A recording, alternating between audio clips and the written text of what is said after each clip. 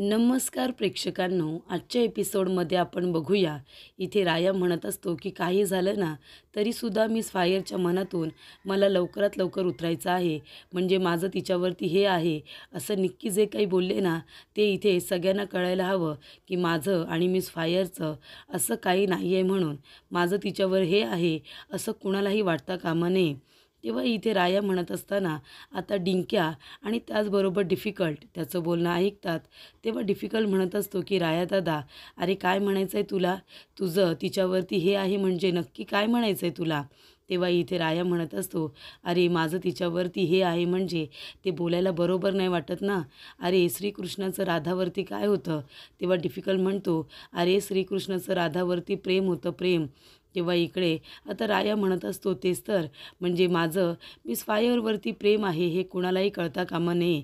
कारण कसं आहे ना, माझी आणि तिची दोस्ती इथे आता संपायला नको. त्या घरामध्ये जीजी आणि नाना माझ्यासाठी खूप महत्त्वाचे आहेत आणि उगाच जर या गोष्टीमुळे आमच्यामध्ये वाद निर्माण झाला किंवा अंतर निर्माण झालं तर ते मला अजिबात चालणार नाही आहे. तेव्हा ही गोष्ट कुणालाही कळता कामा नये. ती मूर्ख निक्की आहे ना, ती त्यांना सगळं सत्य सांगण्याचा प्रयत्न करते. पण काही झालं तरीसुद्धा कुणाला काही कळता कामा नये की माझ्या मनामध्ये मिस फायरबद्दल काय जागा निर्माण आहे. म्हणून काहीही झालं तरीसुद्धा तिच्या नजरेतून तर पडलंच पाहिजे आणि त्यासाठी मलाच आता काहीतरी करायला हवं. तेव्हा इथे आता डिंक्या आणि त्याचबरोबर डिफिकल्ट रायाला चिडवत असतात. म्हणत असतात की तुझं तिच्यावरती इतकं प्रेम आहे, तुला वाटतं का तू काही जरी केलंस तरीसुद्धा तिच्या मनातून तू तुझी जागा रिकामी करू शकतोस? तेव्हा राया म्हणतो, हे बघा तुम्ही काही बोलू नका, प्रयत्न तर निदान आपल्याला करावेच लागणार आहेत ना. तेव्हा इथे आता राया म्हणत असतो, असं काय करू की मिस फायरच्या नजरेतून मी कायमचा खाली उतरेन?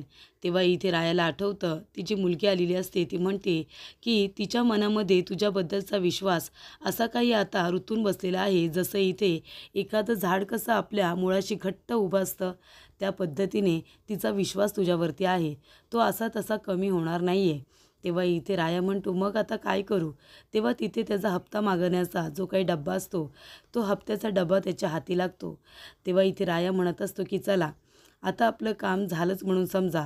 आता बघा मी काय करतो ते. आता मिस फायरला इथे हप्ता वगैरे गोळा केलेला आवडत नाही ना. उद्या मी जातो मार्केटमध्ये आणि डबल हप्ता गोळा करतो, म्हणजे तिला माझा राग आला म्हणून समजा. तेव्हा इथे डिफिकल्ट म्हणत असतो, पण दादा तुम्ही तर आता हप्ता वगैरे आता गोळा करणं ही गोष्ट सोडली आहे ना. तेव्हा राया म्हणतो, हो पण मी उद्या करणार आहे आणि त्यासाठी आपल्याला काहीतरी प्लॅनिंग करावं लागेल. तेव्हा तुम्ही एक काम करा, जा अख्ख्या गावामध्ये जाऊन आता सांगा तुम्ही की उद्या डबल हप्ता गोळा करणार आहे. राया दादा डबल हप्ता गोळा करणार आणि असे पॅम्पलेटसुद्धा सगळीकडे लावा आणि सगळ्या पंढरपूरला कळवलं पाहिजे की उद्या मी डबल हप्ता गोळा करणार आहे ते.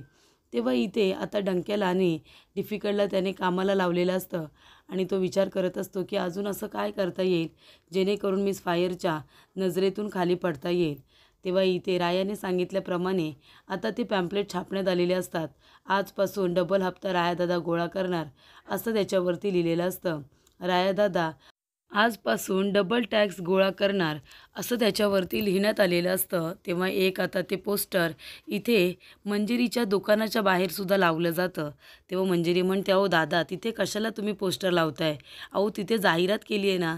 तेव्हा इथे मंजिरी आता काढायला येत असते. आजपासून रायाला डबल टॅक्स द्यावा लागणार. हे आता वाचल्यानंतर तिला खूपच जास्त राग येतो. कारण मंजिरीने इथे रायाला सुधरवलेलं असतं. टॅक्स वगैरे गोळा करायचं नाही असं तिचं म्हणणं असतं. पण इथे आता राया हे सगळं मुद्दामून करत असतो. मंजिरीच्या नजरेतून खाली पडण्यासाठी करत असतो. हे आता मंजिरीला माहिती नसतं. म्हणून इथे मंजिरीचा गैरसमज होतो. मंजिरी म्हणत असते की राया आजपासून इथे डबल टॅक्स गोळा करणार, पण का? त्याने तर इथे टॅक्स वगैरे गोळा करणं बंद केलं होतं ना. मला असं वाटतंय की राया हे सगळं मुद्दामून करतोय का? ती आहे ना, ती निक्की, ती हे सगळं रायाकडून ना करवून घेत असेल. रायाचा फोन पण लागत नाही. माझा फोनसुद्धा तो हल्ली उचलायला नाही लागला आहे. मी पण बघते ना कसा तो उद्यापासून आणि आजपासून डबल टॅक्स गोळा करतोय ना, ते मी पण आता बघते. तेव्हा इथे मंजिरी रायाला आता फोन करते, पण राया काही फोन उचलत नाही. तो म्हणतो की नाही नाही, काही झालं ना तरीसुद्धा फोन उचलायचा नाही. मिस फायरला आता हे कळलं नाही पाहिजे की आपण काय करण्याचा प्रयत्न करतोय. आपण फोनच नाही उचलायचा तिचा. तेव्हा इथे राया आता फोन बंद करून ठेवतो. मंजिरी म्हणत असते की काय झालं या रायाला, माझा फोन पण उचलत नाही आहे. आता काय झाले हां, फोन का उचलत नाही आहे? फोन उचलल्यानंतर त्याला माहिती आहे मी काय बोलण्याचा प्रयत्न करणार आहे, तेव्हा आता फोन उचलत नाही आहेस का माझा? काही हरकत नाही, पण इथे येशीलच ना हप्ता गोळा करायला? तेव्हा बघते ना की डबल टॅक्स कशासाठी घेतोयस ते, आणि ह्या जुन्या सवयी ज्या बंद करण्यात आल्या होत्या त्या पुन्हा तो स्वतःला का लावून घेतोय, हा सुद्धा जाब मला आता त्याला विचारायचा आहे. तेव्हा इथे मंजिरी आता रायाला जाब विचारणार असते, कारण इथे तिला आवडलेलं नसतं राया जे काही बोललेला असतो, म्हणजे डबल टॅक्स वगैरे गोळा करणं, गरिबांचा पैसा लुबाडणं, ही गोष्ट मंजिरीला आवडत नसते आणि त्यामुळेच तिने इथे रायाला या सगळ्या गोष्टींपासून बाजूला ठेवलेलं असतं. पण पुन्हा ती पोस्टर वाचते आणि ती म्हणते की येऊ दे इथे रायाला, का तो इथे डबल टॅक्स घेणार आहे ना, ते आता मला बघायचंच आहे. तेव्हा इथे राया, निक्की आता मार्केटमध्ये आलेले असतात डबल टॅक्स घेण्यासाठी. तेव्हा निक्की म्हणत असते की हे बघ राया, तू काही झालं ना तरीसुद्धा त्या मंजिरीच्या नजरेतून पडलं पाहिजे. तू जेव्हा तिच्या नजरेतून खाली पडशील तेव्हाच मला विश्वास बसेल की तुझ्यामध्ये आणि तिच्यामध्ये तसं काही नाही आहे, म्हणून तुमच्यामध्ये प्रेम नाही आहे, या गोष्टीवरती माझा विश्वास बसेल. पण तू हे करू शकणार आहेस का? नाही म्हणजे तू दिलेला शब्द तर पूर्ण करशील ना, की इथे तुझ्या मिस फायरने तुला समजवल्यानंतर तू लगेचच हे सगळं काम करणं बंद करशील? सांग ना. तेव्हा इथे राया म्हणतोय, निक्की तुला माहिती नाही का मी कोण आहे ते? राया आहे मी, राया. रायाने दिलेला शब्द म्हणजे काळ्या दगडावरची पांढरी रेघ. आणि तुला माहिती नाही आहे, रायाने एकदा सबूत दिला की दिला, मग तो पूर्ण करण्यासाठी तो वाटेल ते करू शकतो, कळलं ना? तेव्हा जास्त बोलायचं नाही, तू आता फक्त बघ मी काय करण्याचा प्रयत्न करतोय ते.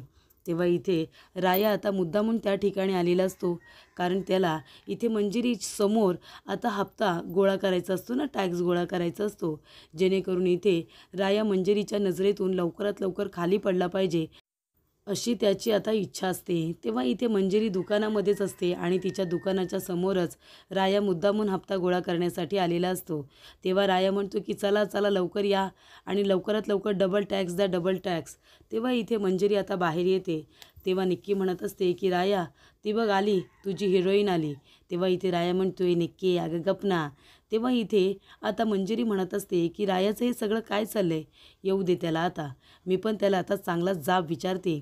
त्यानंतर इथे राया म्हणत असतो की चला रे लवकरात लवकर इकडे या, चला हप्ता गोळा करायचा आहे मला, इथे डबल टॅक्स द्या.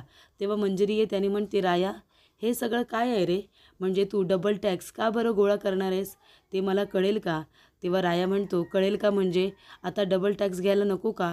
एवढ्या महिने गप्प बसलो होतो ना, मग आता राया डबल टॅक्स घेणार. आणि इथे स्वतःची दहशत आहे माझी, ती आता कमी करण्याचा प्रयत्न करू नकोस, कळलं तुला?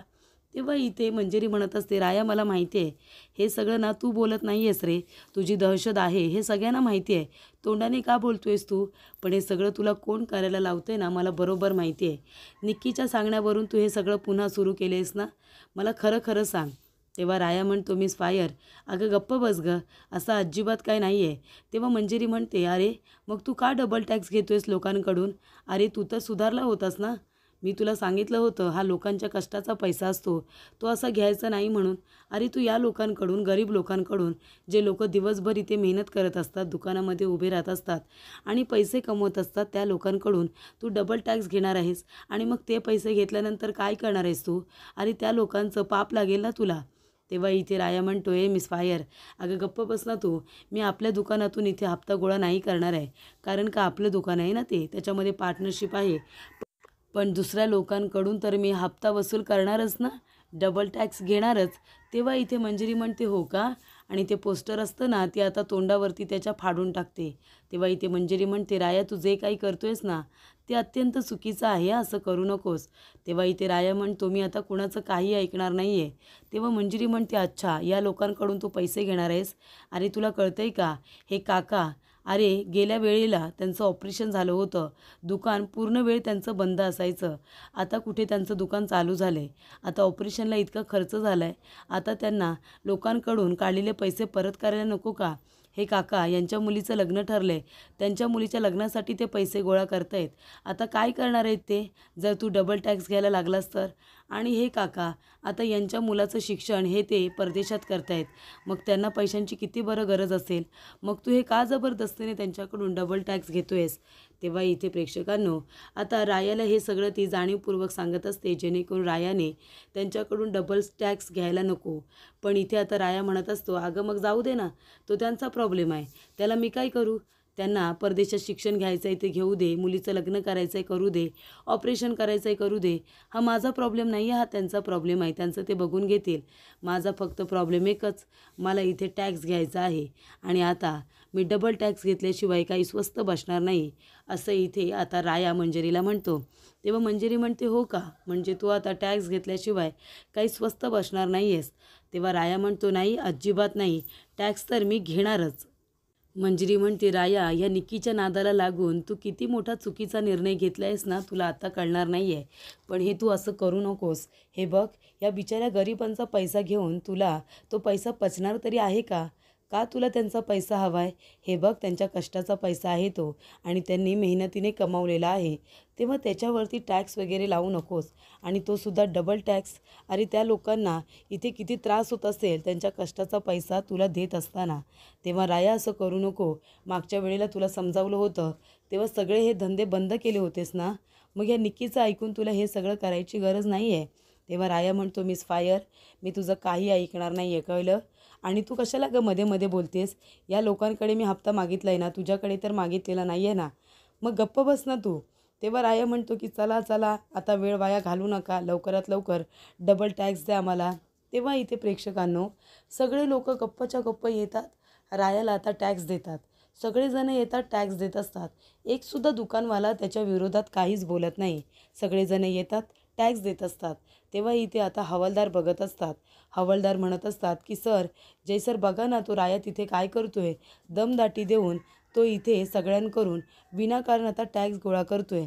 काय करायचं, आपण त्याला अरेस्ट करूया का? इथे लोकांना धमकावतोय म्हणून. तेव्हा इथे जय म्हणतो की नाही, असं अरेस्ट करण्यामध्ये मजा नाही आहे. जेव्हा हे सगळे लोक फर्स्टेड होतील आणि येऊन त्याच्या विरोधामध्ये गुन्हा दाखल करतील ना, तेव्हा मी ह्याला फरफडत सगळ्यांच्या समोर घेऊन जाईन आणि त्याला अरेस्ट करेन. पण अशी मजा नाही आहे. आता जे काही चाललं आहे ते चालू दे. लोक त्याच्या विरोधामध्ये लवकरच पोलीस कंप्लेंट करायला येईल. त्याची जी काही इथे हरकती आहेत ना, त्याच्यावरून तो लवकरच जेलमध्ये असेल. तेव्हा इथे प्रेक्षकांनो आता इथे डिफिकल्ट आलेला असतो आणि दुकानामध्ये आल्यानंतर तो म्हणत असतो की हे बघा, उद्यापासून आहे ना रायादादाला डबल टॅक्स द्यायचा. तेव्हा तो म्हणतो दुकानवाला की हे काय बोलताय तुम्ही, डबल टॅक्स का द्यायचा आम्ही? अहो आमच्याकडे पैसे नाही आहे तो. तेव्हा डिफिकल्ट म्हणतो, काय पैसे नाहीत तुमच्याकडे? आणि तो आता हात बाहेर काढणार. तेवढ्यातच दुकानवाले दादा घाबरतात. तेव्हा इथे डिफिकल्ट म्हणतो, हे घ्या, मग पैसे घ्या. हे बघा, हे पैसे आम्ही तुम्हाला देतो आहे, पण उद्या डबल टॅक्स म्हणून तुम्हाला हे रायादादाला परत करायचे आहेत. कारण रायादादानेच हे सगळं सांगितलं आहे. यामागे नक्कीच काहीतरी कारण आहे, ते तुम्हाला नंतरला कळेल. पण आता हे पैसे घ्यायचे आणि तुम्ही त्या टॅक्सच्या डब्यामध्ये टाकायचे. तेव्हा इथे आता जेवढी दुकानं मार्केटमध्ये असतात तेवढ्यांना इथे आता डिफिकल्टने डंक्याने पैसे दिलेले असतात आणि सगळ्यांना सांगितलेलं असतं की उद्या रायादादा आला की हे पैसे त्याच्यामध्ये टाकायचे म्हणून. निक्की म्हणत असते की हे काय चाललं आहे, म्हणजे एकसुद्धा दुकानवाला इथे राहायला काहीच बोलत नाही आहे. सगळेजण येत आहेत आणि टॅक्स देऊन जात आहेत. तेव्हा निक्की म्हणते, काहीतरी गडबड आहे का? तेव्हा इथे राया म्हणत असतो की बरं बास झालं, चला आता झाले ना सगळेजणं, आता एक काम करायचं, प्रत्येक वेळेला आता जेव्हा जेव्हा येईल ना तेव्हा तेव्हा डबल टॅक्स द्यायचा. तेव्हा इथे मंजिरीसुद्धा आता टॅक्सचे पैसे घेऊन आलेली असते. तेव्हा मंजिरी आता डब्यामध्ये पैसे टाकायला जाणार, तेवढ्यातच राया तिथून निघून जातो आणि इथे मंजिरीला एक शब्दसुद्धा बोलत नाही. त्यानंतर इथे प्रेक्षकांनो आता ईशा आलेली असते. तेव्हा मंजिरी म्हणत असते, ईशा अगं कुठे गेली होतीस तू आणि काय झालं आहे, चेहरा का असा केला आहेस? तेव्हा ईशा म्हणत असते की मंजिरी अगं बघ ना, राया असा का वागतोय गं? राया पूर्वीसारखा वागायला लागला, लोकांना दमदाटी देऊन त्यांच्याकडून टॅक्स घ्यायला लागला आणि ते सुद्धा डबल. हे किती विचित्र आहे. राया खूप बदलला आहे ना, याआधीसुद्धा किती चांगला वागत होता आणि जेव्हापासून ती निक्की आली आहे तेव्हापासून तिच्याबरोबरच असतो आणि तिच्यासारखाच वाईट वागतो. हे चुकीचं आहे की नाही? तेव्हा इथे मंजिरी म्हणते, मला कळते का ईशा, राया इथे जे काही वागतोय ते अत्यंत चुकीचं आहे. पण मला काय वाटतं माहिती आहे, राया अशा वागण्यामागे ना नक्कीच काहीतरी कारण आहे. कारण राया असा कधीच वागत नाही. तू बघतेस ना रायाच्या वागण्यामध्ये किती बदल आला आहे तो. हे सगळं ना तो मुद्दामून करतोय असं मला वाटतंय. नक्कीच असं वागण्यामध्ये ना नक्कीच काहीतरी कारण आहे. तेव्हा इथे आता प्रेक्षकांनो राया म्हणत असतो की असंच आता आपल्याला काम केलं पाहिजे. आता काल कसं मिस फायर चिडली होती, तशी सातत्याने ती चिडत राहिली पाहिजे.